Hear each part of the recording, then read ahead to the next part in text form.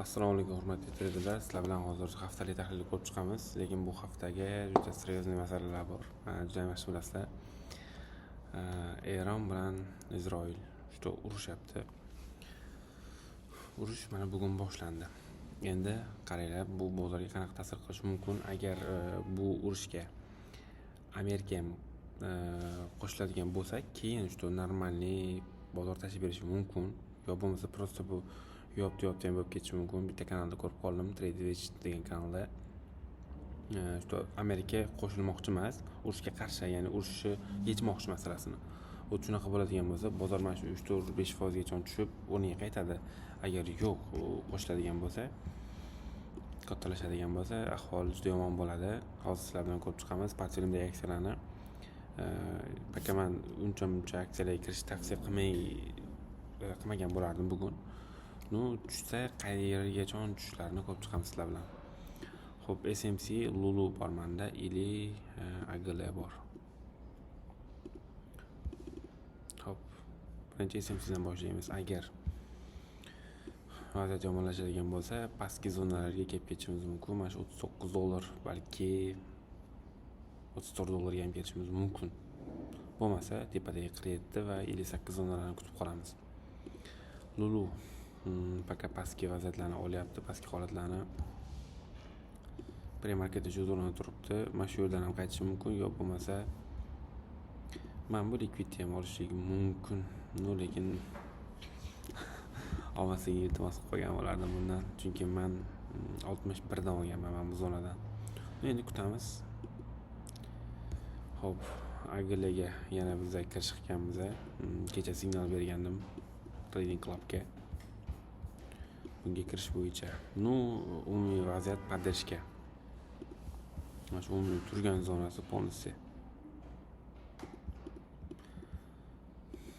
S&P endi buni ko'ramiz. Bu yerdan bu yerga kutayotgandim. Bali faqat bu ishlab bermadi. Agar vaziyat yomonlashadigan bo'lsa, 5700 mana bu zonalar va kerak bo'lsa 5600 ga ham yana bir kelishimiz mumkin. Bitcoin $100,000 mana bu zonada поддержка bor. Agar buni pastga olib o'tadigan bo'lsa, dalshi kutib olamiz pastda. Agar yo'q, mana bu yerdan ketadigan bo'lsa, endi dalshi yana 118,000. 110,000 dan qaytdi bu. Minisoda ham shunaqa vaziyat. Tushadigan bo'lsa, mana bu zonalarni ham olish mumkin, kerak bo'lsa mana shu gapga ham. Neo bugun yana pastroqda. Buni ham o'zini zonasi tayyor. Bu если bu bo'lmaydigan bo'lsa, bu zonaga kelish ehtimoli bor. Apple. Bu zonani kutib qolamiz.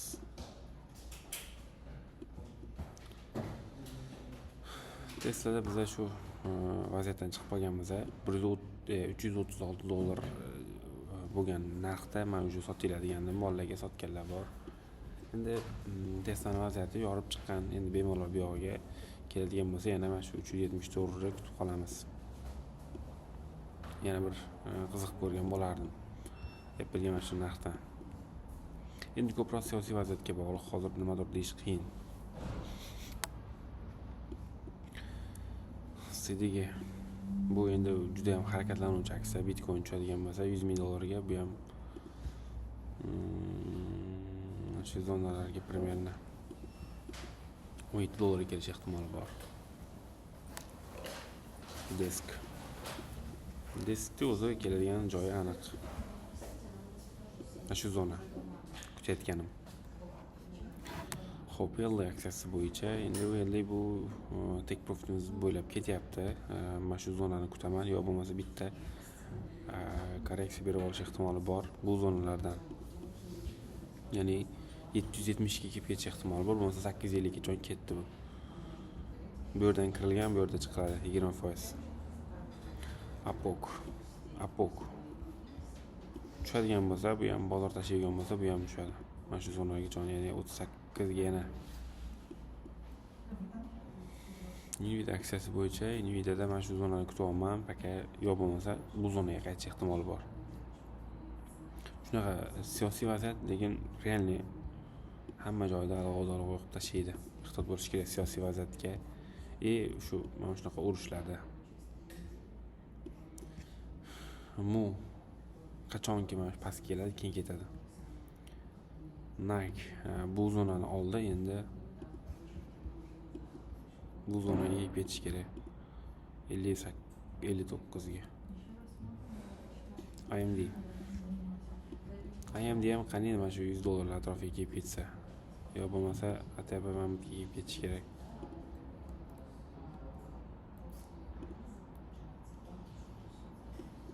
MDB поддержкаviy zona mana shu. Bu yerroq bo'lgan. TTD $60 kutaman men bu yerda. Shu yerdan qiziqsa bo'ladi. Crossford bundan ham past kutaman.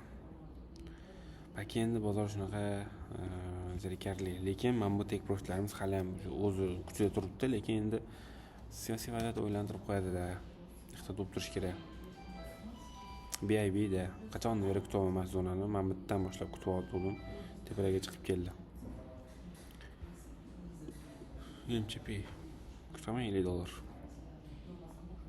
Sell. Buni yorib o'tdi, demak ketish ehtimoli bor, yo bo'lmasa chiroyli holatda mana shu ko'rib olishimiz mumkin.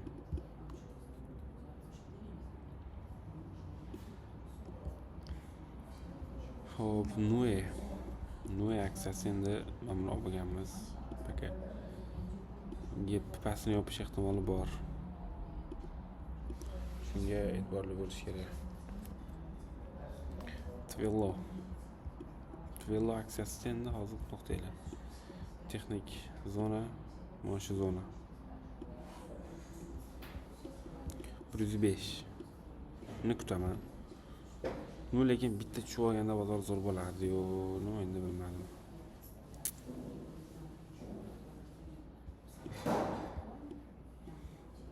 Zebra pastroqqa kelsin. Yana ham iloji bo'lsa mamlakatga bersin. PTD bu bo'yicha bizda signal berilgan. Lekin o'zini oqlagani yo'q. Agar bozor tushadigan bo'lsa, bu ham mana bu zonaga keladi. $90 ga. Bitta pastdan yig'ishtirib olish ehtimolimiz borda bozorda, lekin men paket baydaman. Shunaqa. Xo'p, sog' bo'linglar. Realni bozor tushib ketgani uchun kayfiyatim yo'q. Qanaqadir savollar, qiziqishlar bo'lsa, bemalol yozinglar, shu yerdamiz.